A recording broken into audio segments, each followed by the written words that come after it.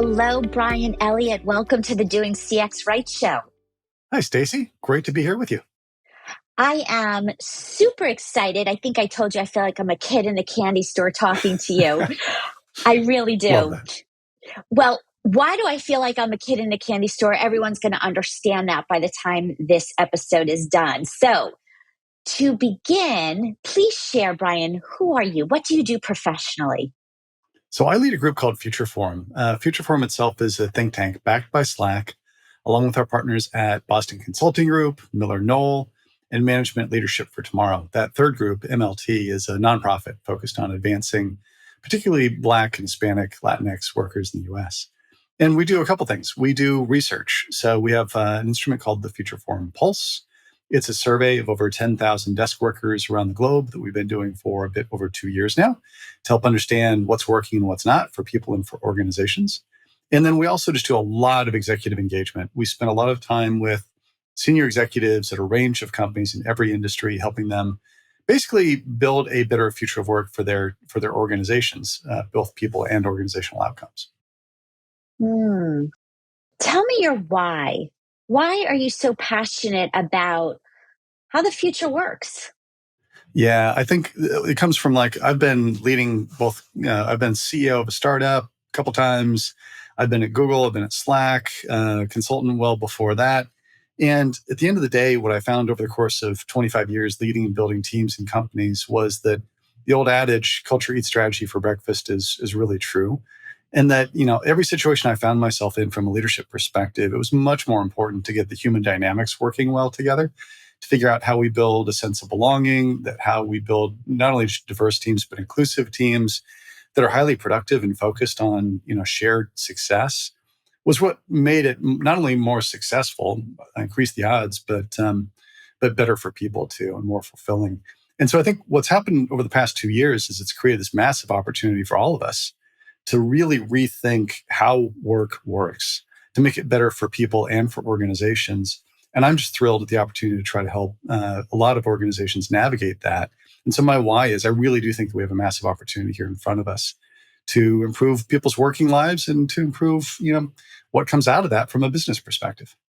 I love that you said improving lives, because that is actually the mission, the purpose of where I work by day. Fantastic. And we could spend the entire episode on purpose, but we're not going to do that today.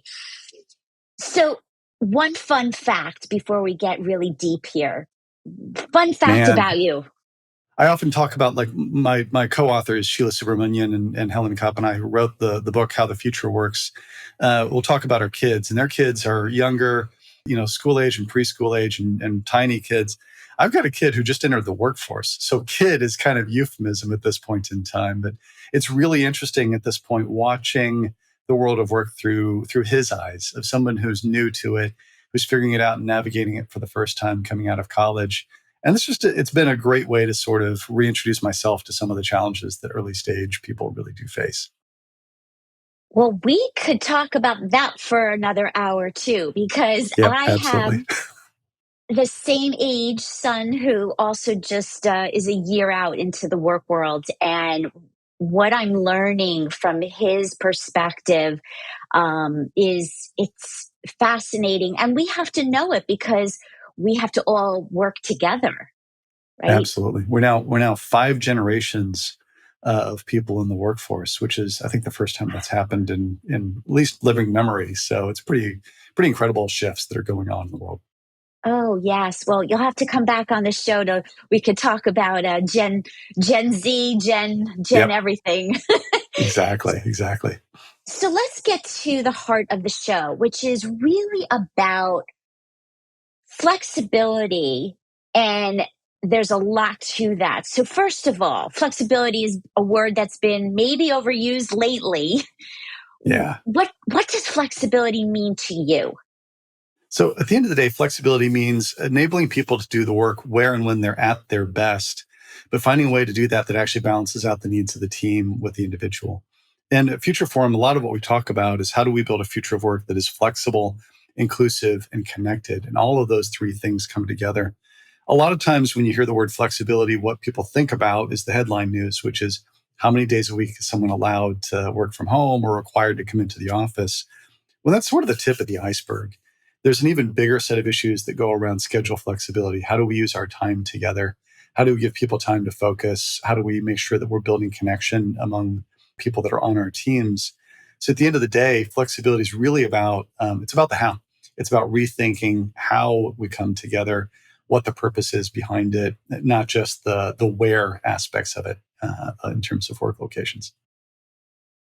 We learned a lot from the pandemic, which you referenced before. And in the book, which I have thoroughly enjoyed, and everybody I recommend read this book, you talk about in the book a couple quotes I have to pull out. One is never waste a crisis. That is amazing. Never waste a crisis. So let's talk about what did we learn? What do you believe are key takeaways from this human experience we had as it pertains to a distributed workforce and ways of working? I think the pandemic opened a lot of our eyes, myself included, to new and better ways of working, both as teams and individually. I think part of this, never let a good crisis go to waste. Is, it took experiential learning to kind of shift a lot of conventional wisdom out of the way. Slack itself, pre-pandemic, was a very office-centric 9 to 5. The office is where work gets done type of culture. And you had to be have your voice heard. You had to be in the room where it happens and all the rest of that. And we had the debate ourselves about more distributed workforces and never put it into action because we didn't think it would be feasible. We got about 3 months into the pandemic, and that started shifting pretty quickly because it opened up our eyes to not only were people being highly productive, we were quickly getting through some of the challenges that we had always feared around innovation, our ability to be responsive to customers, changing needs, our ability to bring new people into the organization and make them productive. And so if you start opening up that aperture, you start quickly realizing that talent isn't just the people that live within a commutable distance to a limited set of office locations. All the people that we had wanted to recruit for years that lived in more far-flung areas that we could have recruited but didn't, all of a sudden became open to us. And so it opened up that aperture to recruit talent much more broadly, and honestly, much more diverse talent as well than you're able to find in San Francisco and New York, for example, in particular. So that changed one set of things. Our research really opened up our eyes to a lot of other sort of interesting challenges too, which is we keep talking about location as the sort of be all end all, but schedule flexibility is even more important to people. On the location front, most people do want to come together with their teams. They want to do it for purposes of relationship building and connection as much as collaboration. And 80% of people, they'll want that sort of location flexibility. But 94% of people want schedule flexibility. What they want is not to have their 9 to 5, 5 days a week jammed full of meetings. And if we can find ways to get at that, I think that's another problem that's shown up during the pandemic that honestly we now need to grapple with, which is the 30-minute video conference has become the solution for almost every known problem. And so finding ways to put some containers around that, to find more ways to collaborate asynchronously, especially across teams, is going to be an essential ingredient coming out of this. And what I keep talking with organizations about is how do we keep that open mindset to things we never thought were possible, especially in meetings-driven cultures? And how do we shift that mindset into what if? How do we experiment and iterate with new ways of working that not only focus on location, but focus on time as well? Speaking of time, there's something that I became very mindful of at the company I work for, which is people are really respectful of time zones and Yeah. very conscious of, like, I know, don't schedule meetings at 9 a.m. my time, Yeah. for a lot of people that are on the West Coast, and vice versa. For them, it's 8 p.m. my time. Like, so I think that's another way of working differently. Do you agree? It is. It is. And one of the things that we've done, so for example, at Slack, our product design and engineering teams that open up the recruiting aperture still said, we want you within a 3-hour, time zone difference to your home team. so that you were never trying to stretch people across the Atlantic, across the Pacific, as an example. My own team has core collaboration hours. So 9 a.m. until 1 p.m. on the West Coast is our way of sort of managing this. That's the time frame for one-on-ones, for team meetings, for cross-functional meetings. And that means teammates who are on the East Coast don't have to sweat that, yeah, I'm not going to put a 4 o'clock, California meeting on the calendar that all of a sudden means people in North Carolina and New York are looking at a 7 o'clock meeting invitation and going, am I going to eat dinner late, miss the kids? How am I going to handle this? And so there are like bigger considerations that go into this, but it's kind of key to start off there in terms of like, what's your team level agreement around how and when you make sure that you do have that in sync time during the day, but also give people more time for focus. Yes. And maybe this is part of culture. What I also love is that there are certain companies, you don't even have to say this. This is table stakes. This is doing the basics right. And I hope more companies understand this point. Yeah, I agree. It's what you're getting at really is what's the consideration for the individuals that make sure that they feel like this is an inclusive working environment, right? Where they can be productive, but also where they feel like they belong. And if you've got a team that's geographically centered in one place, it becomes really off-putting for everybody else. We all had this pre-pandemic too, by the way. The remote offices that often felt like second-class citizens. At Slack, the phrase "Slack is our headquarters" didn't come about because it was a marketing slogan. There's a gentleman named Mike Brevoort. Mike was an engineering leader in our Denver office. In fact, he was the Denver office head pre-pandemic. And Mike worked with me a lot pre-pandemic and made 23 trips to San Francisco in 2019. And the majority of those trips weren't because Mike felt like he needed to be, with his team in San Francisco. They were meetings that he felt like he needed to be in the room where it happened, right? And so for Mike, the pandemic opened up all of a sudden that he was another, face on a Zoom screen like everybody else. It was a much more level playing field. The travel, got to be a lot less. And all of a sudden, he's on this level playing field with the rest of the organization. And if you think about every organization that's got not just remote employees, but anybody who's got more than one location, it's the opportunity to help them feel like they're part of the same organization and that they belong. And that's really critical if you want to think about like longevity of employees, career opportunities and growth. I've worked in much larger organizations where if you weren't willing to move to headquarters, your career was literally limited. And that's a shame. That's a loss from an organizational perspective as well as a loss for those individuals. Yeah. So then here's a question. We know that radical flexibility is what people crave, what they are starting to expect when they're job hunting and when they're choosing to stay. We know that there's a lot of benefits from retention, engagement, et cetera. And yet, as you talk about in the book, there is this resistance and status quo bias. Yeah. Why? Why? So I think there's a couple of concerns that sit underneath all of this. We know our own studies show that productivity is actually higher when you give people flexibility. We get a 4% gain on location flexibility, and 4% may not sound like a lot, but on a 40-hour work week, that's over an hour and a half of gained productivity. Schedule flexibility, if you can break the problem of 9 to 5 meetings, has even bigger impact. People who have schedule flexibility have 29% higher productivity than those that don't. And we kind of get why, right? If you shove all of the meetings onto my calendar and turn my calendar into Swiss cheese, where I can't find any 2-hour blocks for like deep heads down work, the only time that happens is after dinner or after the kids are in bed, and I'm probably not at my best. So if you can give people focus time during the work week, you get these huge gains. The challenge with all that is executives, they see the stats and they go, yeah, but I don't feel like I have my finger on the pulse of the organization, right? And some of that comes back to monitoring and a lack of trust. Some of that comes back to, if I can't see that you're in the office, how will I know you're really working and working hard?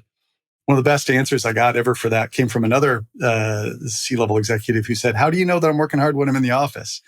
We need to shift the mindset away from attendance and hustle culture and showing up early and staying late as being the thing that gets rewarded to outcomes Mm, being what we're rewarding. And if we can shift that mindset, and if we can have our focus be on how are teams and individuals doing against their quarterly goals, their monthly goals, their weekly goals, then we'll create much better organizational outcomes and a more level playing field. But until we get there, I think we're going to continue to have this tension between teams who will literally point to and say, here's, we are outcomes driven, we are driving great results. And executives who, especially given, the more challenging economic times we're going through right now, are just going to feel a lot of pressure around how do I really know? How do I trust you that it's working? trust is another topic we could talk for an hour. Be- Absolutely. because that is everything. That really is behind the why. And yes, I agree. There's another part of that too, which I think is showing up, which is I had this conversation pre-pandemic, but I've had it a lot more recently, which is what's happening now is if you dial back to like 2008, 2009, I led a company at that point in time. And if economic times are getting tighter, as an executive, you'd be walking around the hallways, listening to the buzz, tapping people on the shoulder, having a conversation to see what the vibe was like, right? What was the pulse of the organization? I think part of the challenge now is executives are coming back into offices that are more empty than they're comfortable with, and they're not feeling that same pulse of the organization. Challenge with that is those conversations are still happening. They're just not happening in the cubicles. They're happening in tools like Slack, right? And because the often, especially in larger companies, the executives themselves will say, look, Slack's great, but it's for my team. I'm over here in email. Reach out to me if you need me. They're not actually in where the conversation is happening. So they're not seeing the pulse that's going on in terms of the accounts people are working to close, or the customer support tickets that are coming in, or the progress against the latest product goals. And what you're doing is you're putting managers in this position of having to basically be human routers of information, taking here's where my team is and what they're working on.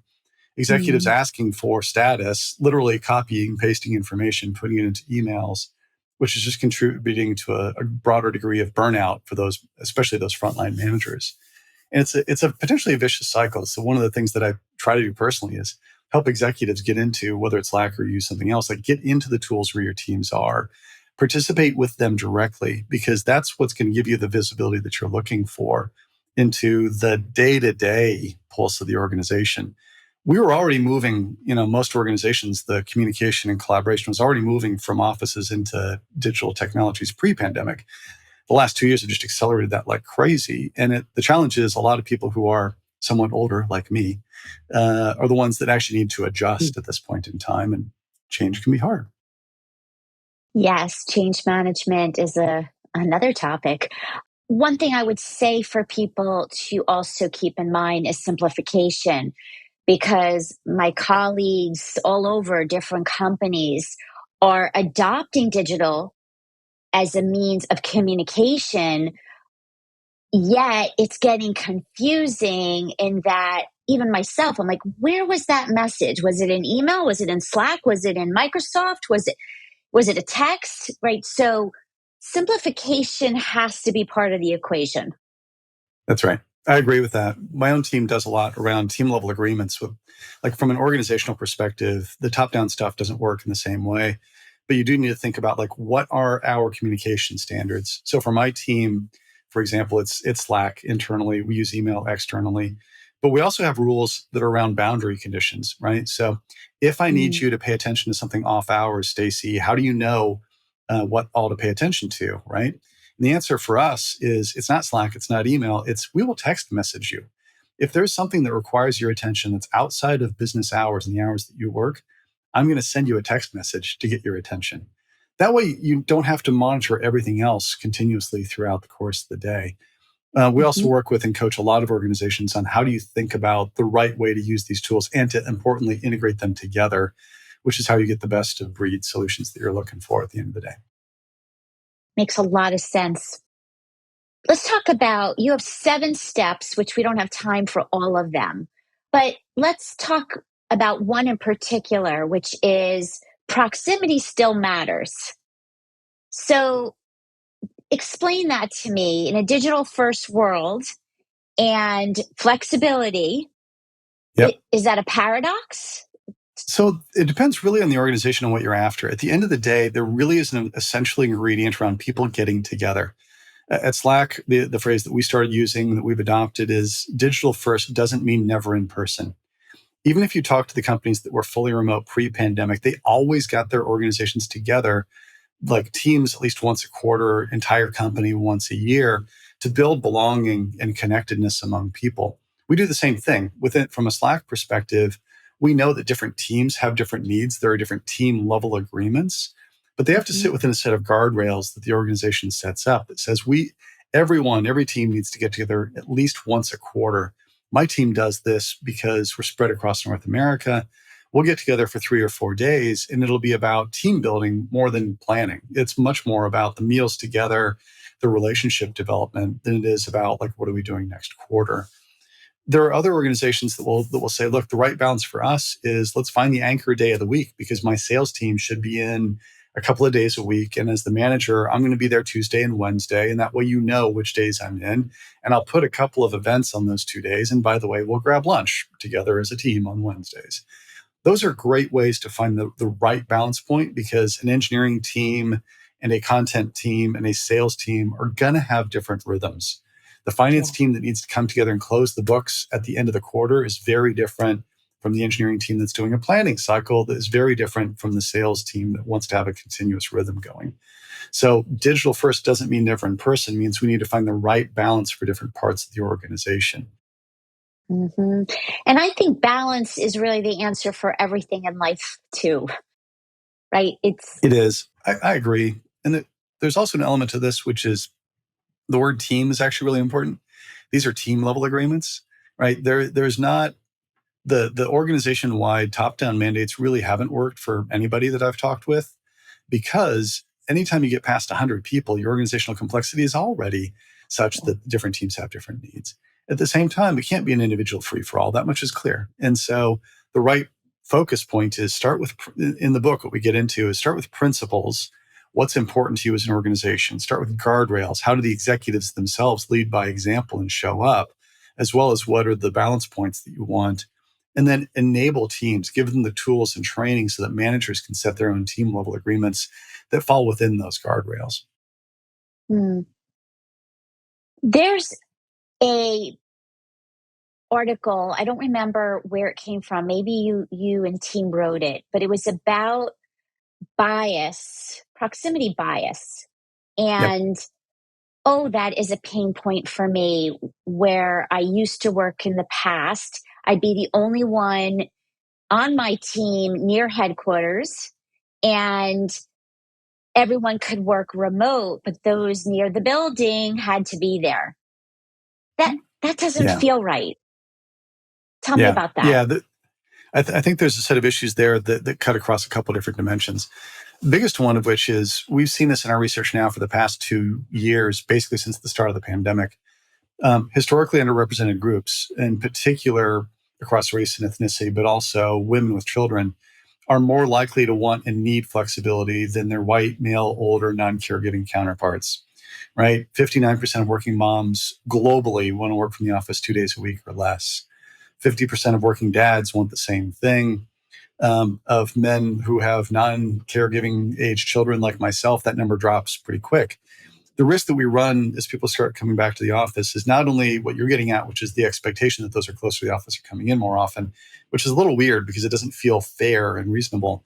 The other risk on proximity bias, though, is that those who do show up, who are more often older, white, male, executives, non-caregivers, simply by showing up are rewarded more often with opportunities, right? With rewards, as opposed to rewarding that on the basis of outcomes. So if Jimmy shows up early and stays late, and Jimmy's a great worker, therefore let's give Jimmy the next big deal, doesn't fly. Versus Jimmy crushed his second quarter, he also crushed his first quarter. Let's reward him for that. So proximity bias is the risk that those that are closest to the executives that are showing up simply by showing up or getting rewarded more. It's a real potential risk, especially for companies that are focused on diversifying their management ranks in particular. Yeah, I am sensitive to this topic just because I remember how I felt And yet I allowed my team to work where and when it works for them best. Yeah. So I think just Yeah. And it sounds like leaders some of need to that be burden fell mindful. on you. Absolutely. Yeah, absolutely. And we just have to be really mindful about that now and into the future. So, as we are coming close to the end, a couple last questions. So, talking about leadership, we know that it's so important to driving the right culture and how the future works. What is the best advice you have given to others or that you received that really stands out? I'd say I'll give you three things. First of all, focus on outcomes, not attendance. Moving our management philosophies and training and how we orient our managers to how do we drive results based on outcomes? How do we reward people based on outcomes? Is one of the great unifiers of all of this. It's how you create a level playing field for people from all kinds of backgrounds and all types of locations with all types of working needs. And it's how you drive better results as a business. Second one is how do we really think about experimentation and iteration? I think a lot of leaders think or kind of hope that 3 months from now we'll have this all figured out. The world is just changing too rapidly. We're now actually in this world that is going to be continually changing.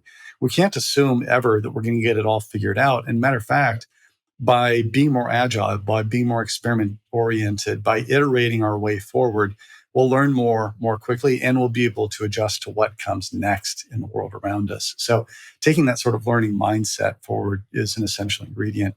And the third, and maybe the most important, is listen to your own teams.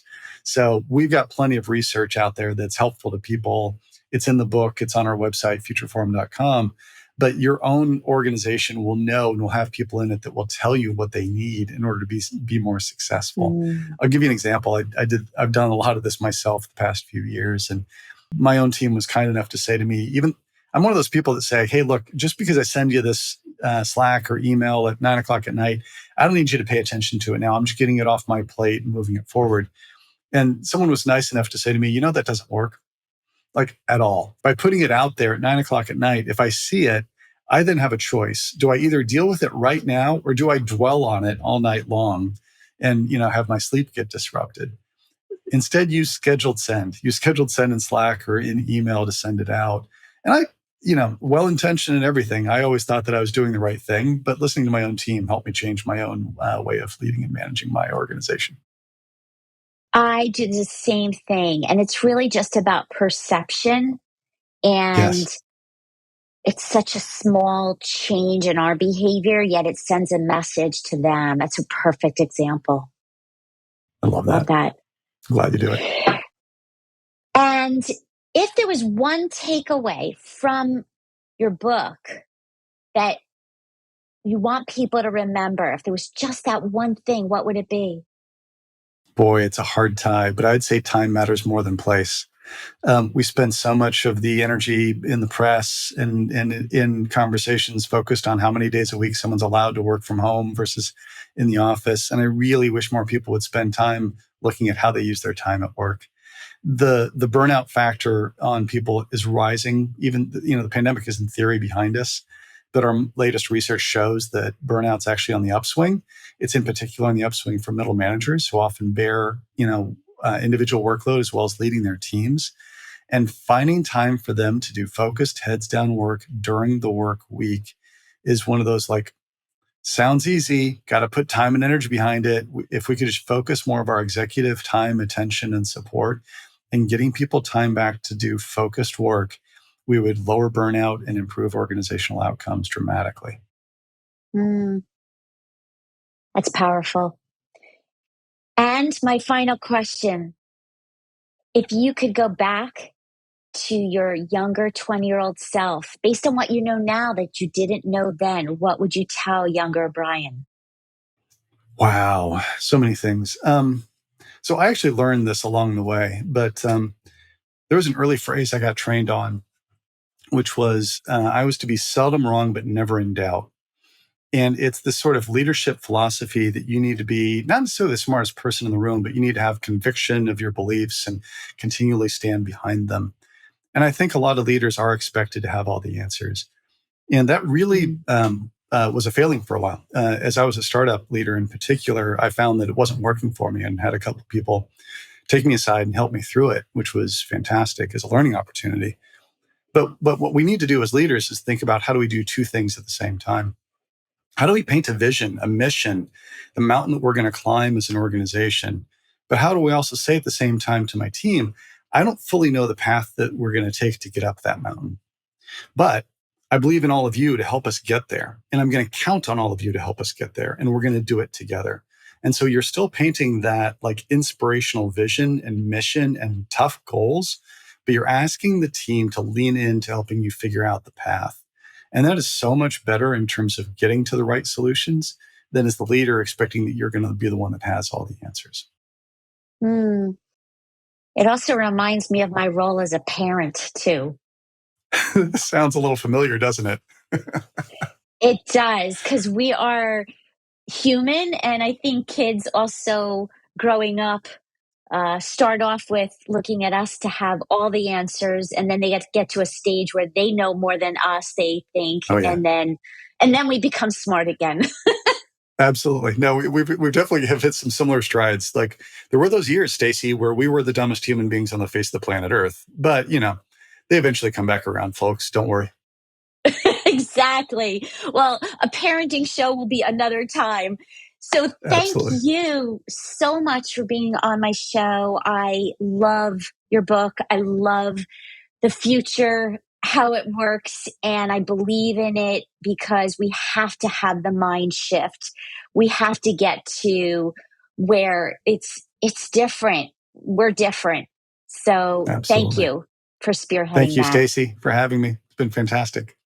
And I will have in the show notes where to find you and your website and the books so people will be able to connect. Awesome. That's great. Hey, thanks so much for doing this. And genuinely, like if on the Slack side I can be helpful at all too, or other things, do let me know. Thank you.